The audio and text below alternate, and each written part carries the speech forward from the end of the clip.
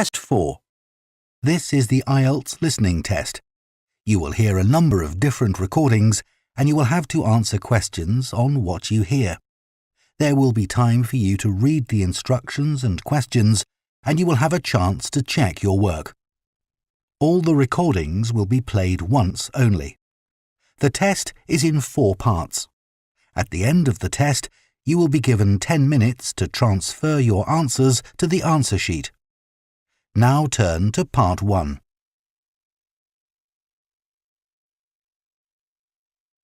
Part 1. You will hear a man phoning to inquire about a cleaning service for his apartment. First, you have some time to look at questions 1 to 5.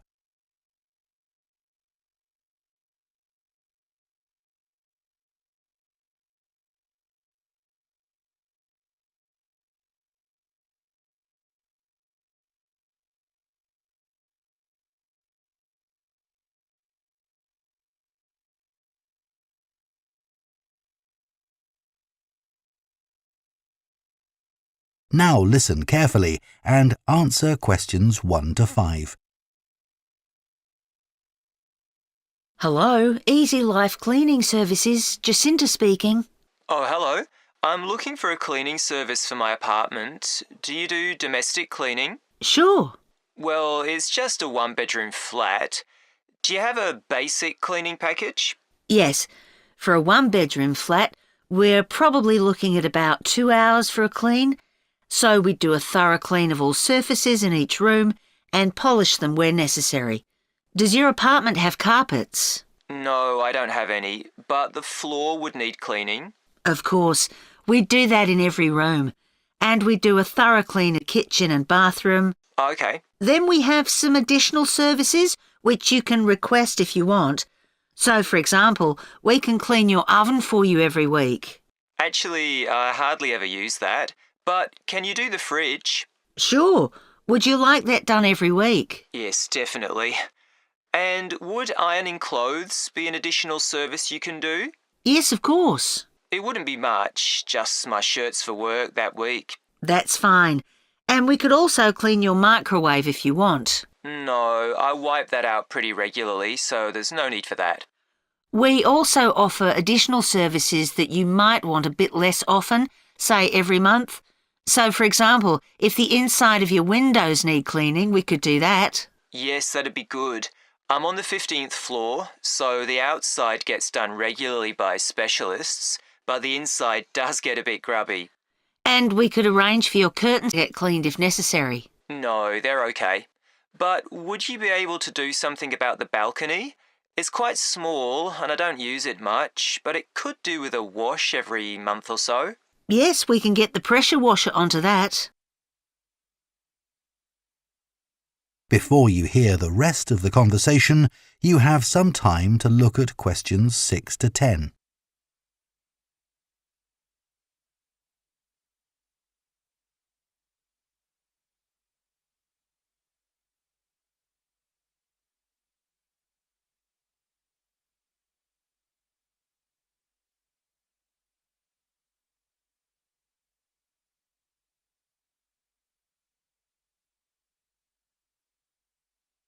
Now listen and answer questions 6 to 10. Now, if you're interested, we do offer some other possibilities to do with general maintenance.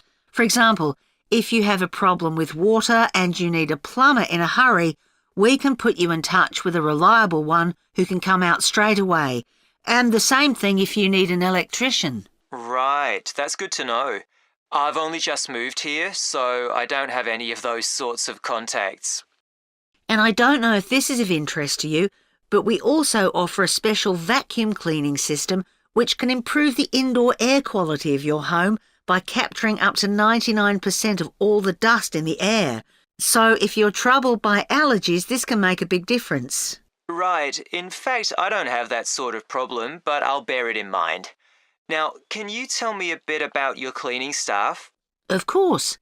So all our cleaners are very carefully selected. When they apply to us, they have to undergo a security check with the police to make sure they don't have any sort of criminal background. And of course, they have to provide references as well. Then if we think they might be suitable for the job, we give them training for it. That lasts for 2 weeks, so it's very thorough, and at the end of it they have a test. If they pass that, we take them on, but we monitor them very carefully. We ask all our clients to complete a review of their performance after every visit and to email it to us, so we can pick up any problems straight away and deal with them. Okay, well, that all sounds good. And will I always have the same cleaner? Yes, we do our best to organise it that way, and we usually manage it. Good, that's fine. Right, so I'd like to go ahead and... That is the end of Part 1. You now have half a minute to check your answers to Part 1.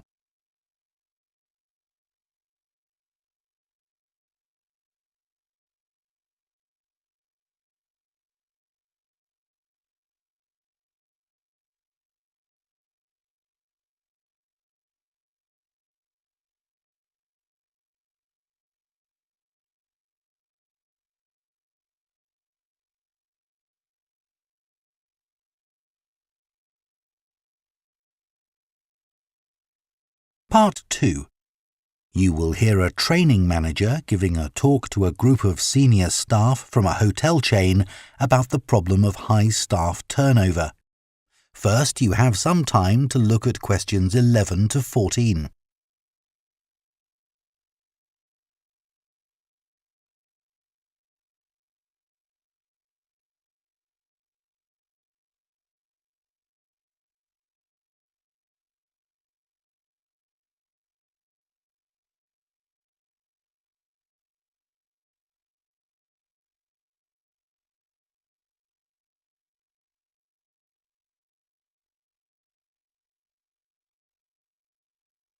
Now listen carefully and answer questions 11 to 14.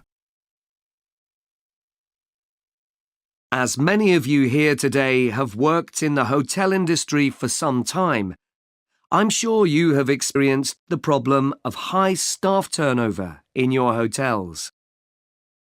Every hotel relies on having loyal and experienced members of staff who make sure that everything runs smoothly. If staff are constantly changing, it can make life difficult for everyone. But why do staff leave frequently in many hotels? Of course, many hotel jobs, such as cleaning, are low-skilled and are not well paid. A lot of managers think it's this and the long hours that are the main causes of high staff turnover. But what they don't realise is that it's the lack of training in many hotel jobs which is a huge factor. So what kind of problems does a high turnover of staff cause? Well, having to recruit new staff all the time can be very time-consuming, and managers may have to cover some duties while waiting for new staff to arrive. This means they don't have time to think about less immediate problems, such as how to improve their service. When staff leave, it can also severely affect the colleagues they leave behind. It has a negative effect on remaining staff, who may start to feel that they too should be thinking about leaving. So what can be done to change this situation? Firstly, managers should stop making basic errors which leave their staff feeling upset and resentful. When organising shifts, for example, make sure you never give certain staff preferential treatment. All staff should be given some choice about when they work, and everyone should have to work some evening and weekend shifts. If you treat staff fairly, they'll be more likely to step in and help when extra staff are needed. Keeping staff happy has other tangible benefits for the business. Take the Dunwich Hotel as an example. It had been experiencing a problem with staff complaints, and in order to deal with this, invested in staff training and improved staff conditions. Not only did the level of complaints fall, but they also noticed a significant increase in the amount each customer spent during their stay. They have now introduced a customer loyalty scheme, which is going really well. Before you hear the rest of the talk, you have some time to look at questions 15 to 20.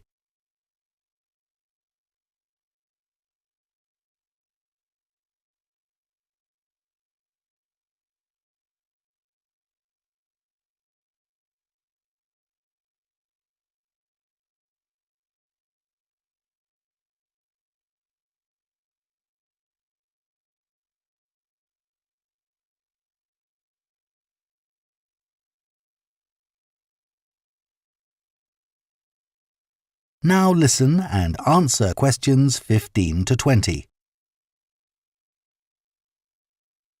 Now, I'd like to look at some ways you can reduce staff turnover in your hotels. And I'll do this by giving some examples of hotels where I've done some training recently. The Sun Club received feedback which showed that staff thought managers didn't value their opinions. They weren't made to feel they were partners who were contributing to the success of the business as a whole. This situation has changed. Junior staff at all levels are regularly invited to meetings where their ideas are welcomed.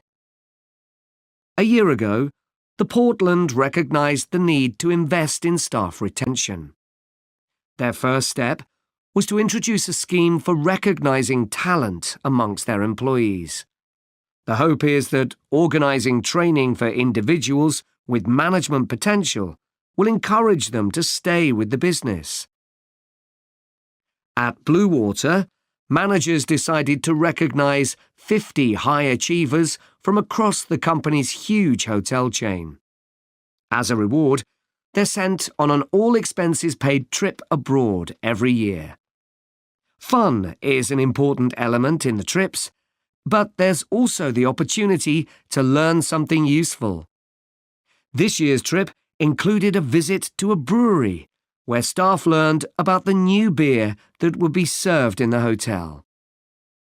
Pentlow Hotels identified that retention of junior reception staff was an issue. In order to encourage them to see that working in a hotel could be worthwhile and rewarding with good prospects, they introduced a management program. These staff were given additional responsibilities and the chance to work in various roles in the hotel. Green Planet wanted to be seen as a caring employer. To make life easier for staff, many of whom had childcare responsibilities, the hotel began issuing vouchers to help cover the cost of childcare. Louise Marsh at the Amesbury has one of the best staff retention rates in the business. Since she joined the company, she's made a huge effort to achieve this by creating a cooperative and supportive environment. For her, the staff are part of a large family where everyone is valued. OK, now I'd like to move... That is the end of Part 2. You now have half a minute to check your answers to Part 2.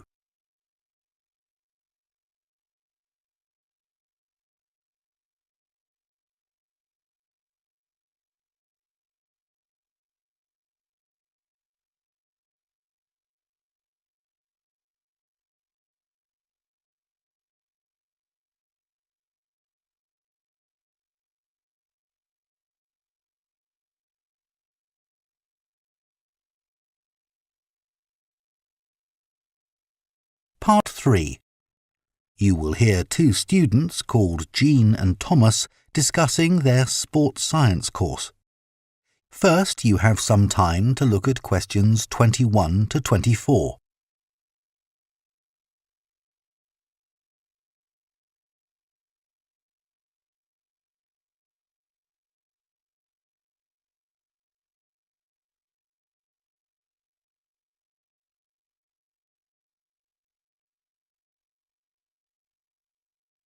Now listen carefully and answer questions 21 to 24. Hi, Thomas. how are you enjoying the course so far? Yeah, I think it's good. Remind me, why did you decide to study sports science? Didn't you want to be a professional athlete when you were at school? Yeah, that was my goal, and all my classmates assumed I would achieve it. They thought I was brilliant. That must have been a nice feeling. I thought I could win anything. There was no one who could run faster than me. Exactly. So what happened? Did your mum and dad want you to be more academic? Not at all. Perhaps they should have pushed me harder, though. What do you mean? I think I should have practiced more. What makes you say that? Well, I went out to Kenya for a couple of weeks to train. Really? Oh, I didn't know that.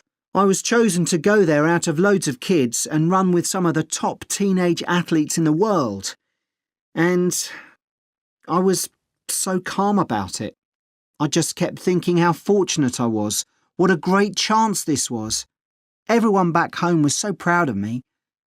But once we started competing, I very quickly realised I wasn't good enough. That must have been a huge shock. I thought, this can't be happening. I was used to winning. Sorry to hear that. It's okay. I'm over it now, and I think it's much better to do a university course. And this one has such a variety of sports-related areas. It's going to be good. Oh, I agree. I chose it because of that. Before you hear the rest of the discussion, you have some time to look at questions 25 to 30.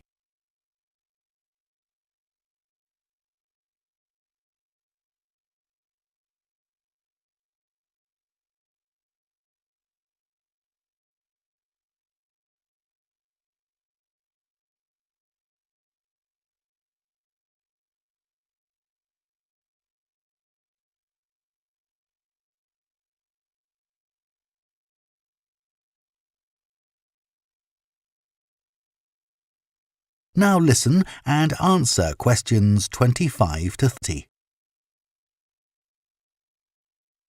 So, Jian, have you thought of any ideas for the discussion session next week on technology and sport? We have to cover more than one sport, don't we? Yeah. You know, we always think technology is about the future, but we could gather some ideas about past developments in sport. Look at early types of equipment, perhaps. I remember reading something about table tennis bats once, how they ended up being covered with pimpled rubber. 'Cause they were just wooden at first, I'd imagine. Yeah. In about the 1920s, a factory was making rolls of the rubber in bulk for something like horse harnesses. Really? Yeah, and someone realised that it would make a perfect covering for the wooden bats. So, what about cricket? That's had a few innovative changes. Maybe the pads they wear on their legs? I don't think that changed much, but I'm just looking on the internet. And it says that when the first cricket helmet came in 1978, the Australian batsman who first wore it was booed and jeered by people watching because it was so ugly. Wow! Players have to protect themselves from getting hurt. I mean, everyone wears one now. Unlike the cycle helmet. Well, unless you're a professional. But you're right, many ordinary bikers don't wear a helmet. Hey, look at these pictures of original helmet designs. This one looks like an upside-down bowl. Yet the woman's laughing. She's so proud to be wearing it. It says serious cyclists ended up with wet hair from all the hard exercise. I guess that's why they have large air vents in them now, so that the skin can breathe more easily. OK, so we've done helmets. What about golf balls? Or better still, golf clubs. They've changed a lot. Yeah. I remember my great-grandfather telling me that because a club was made entirely of wood, it would easily break and players had to get another. There's no wood at all in them now, is there? No, they're much more powerful. The same must be true of hockey sticks. I don't think so, because players still use wooden sticks today. What it does say here, though, is that when the game started, you had to produce a stick yourself. I guess they just weren't being manufactured. So, one more perhaps? What about football? Well, I know the first balls were made of animal skin. Yeah, they covered them with pieces of leather that were stitched together.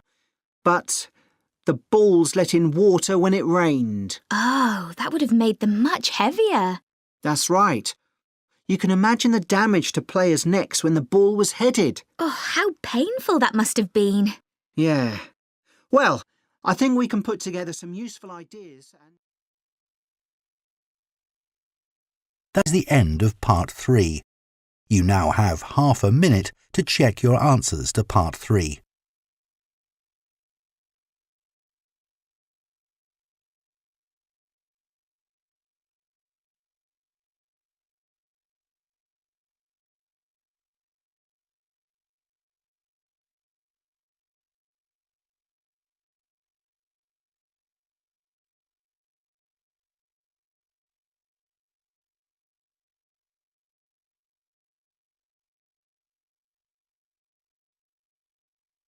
Part 4.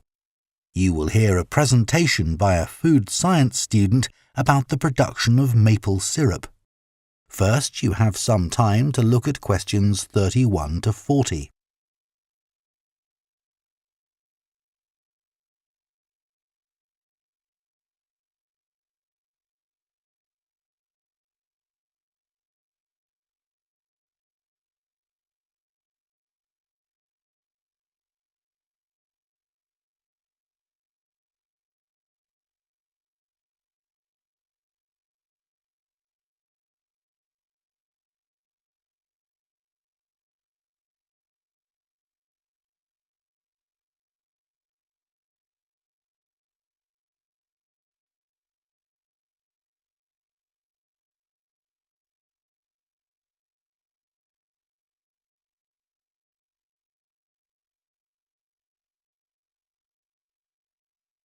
Now listen carefully and answer questions 31 to 40. Hello, everyone. Today, we're going to look at another natural food product, and that's maple syrup. What is this exactly? Well, maple syrup looks rather like clear honey, but it's not made by bees. It's produced from the plant fluid, or sap, inside the maple tree, and that makes maple syrup a very natural product.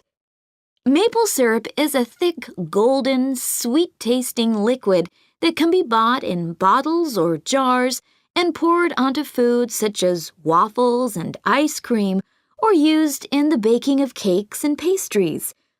It contains no preservatives or added ingredients, and it provides a healthy alternative to refined sugar. Let's just talk a bit about the maple tree itself, which is where maple syrup comes from. So, there are many species of maple tree, and they'll grow without fertilizer in areas where there's plenty of moisture in the soil. However, they'll only do this if another important criterion is fulfilled, which is that they must have full or partial sun exposure during the day and very cool nights. And I'll talk more about that in a minute. There are only certain parts of the world that provide all these conditions. One is Canada, and by that I mean all parts of Canada. And the other is the northeastern states of North America. In these areas, the climate suits the trees perfectly. In fact, Canada produces over 2/3 of the world's maple syrup, which is why the 5-pointed maple leaf is a Canadian symbol and has featured on the flag since 1964. So, how did maple syrup production begin? Well, long before Europeans settled in these parts of the world, the indigenous communities had started producing maple sugar. They bored holes in the trunks of maple trees and used containers made of tree bark to collect the liquid sap as it poured out. As they were unable to keep the liquid for any length of time, they didn't have storage facilities in those days. They boiled the liquid by placing pieces of rock that had become scorching hot from the sun into the sap. They did this until it turned into sugar, and they were then able to use this to sweeten their food and drinks. Since that time, improvements have been made to the process, but it has changed very little overall.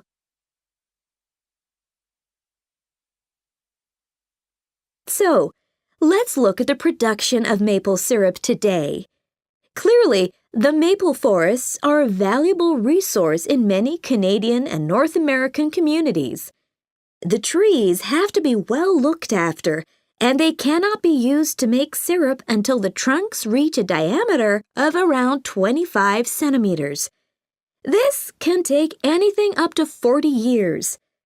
As I've already mentioned, maple trees need the right conditions to grow and also to produce sap. Why is this? Well, what happens is that during a cold night, the tree absorbs water from the soil, and that rises through the tree's vascular system. But then, in the warmer daytime, the change in temperature causes the water to be pushed back down to the bottom of the tree. This continual movement, up and down, leads to the formation of the sap needed for maple syrup production. When the tree is ready, it can be tapped, and this involves drilling a small hole into the trunk and inserting a tube into it that ends in a bucket. The trees can often take several taps, though the workers take care not to cause any damage to the healthy growth of the tree itself. The sap that comes out of the trees consists of 98% water and 2% sugar and other nutrients. It has to be boiled so that much of that water evaporates, and this process has to take place immediately using what are called evaporators. These are basically extremely large pans. The sap is poured into these. A fire is built, and the pans are then heated until the sap boils. As it does this, the water evaporates and the syrup begins to form. The evaporation process creates large quantities of steam, and the sap becomes thicker and denser, and at just the right moment, when the sap is thick enough to be called maple syrup, the worker removes it from the heat. After this process, something called sugar sand has to be filtered out, as this builds up during the boiling and gives the syrup a cloudy appearance and a slightly gritty taste.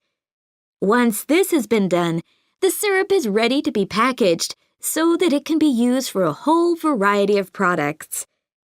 It takes 40 liters of sap to produce 1 liter of maple syrup, so you can get an idea of how much is needed.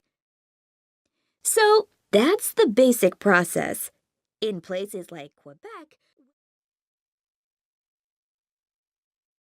That is the end of Part 4. You now have 1 minute to check your answers to Part 4.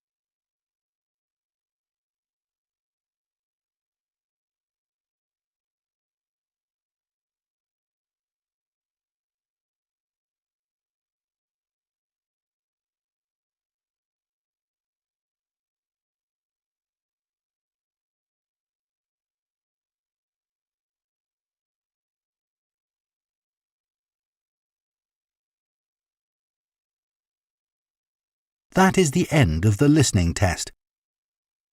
In the IELTS test, you would now have 10 minutes to transfer your answers to the answer sheet.